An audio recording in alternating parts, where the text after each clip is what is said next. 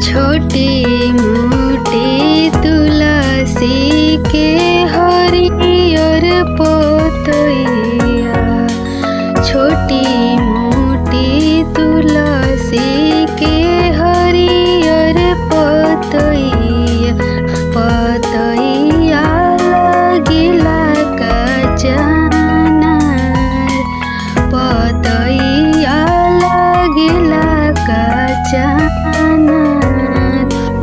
सिंदूरे चढ़ाई में तुलसी के जलवे पटाई हो, सिंदूरे चढ़ाई में तुलसी के जलवे पटाई हो। आ दूधवे से देबो दूध धार, दूधवे से देबो दूध धार। उखिया के फरी फरी माड़ बनाइब हो, लाला के चुनरी ओढ़ार, लाला के चुनरी ओढ़ार।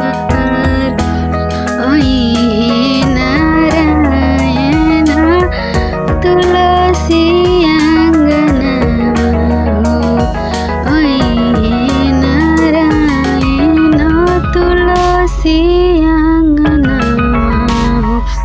आंगने में आसन लगाई, आंगने में आसन लगाई, आसन लगैबो अपना नारायण के बैठैबो। आ तुलसी मैया दुलहिनी बन के खाड़, तुलसी मैया दुलहिनी बन के खाड़।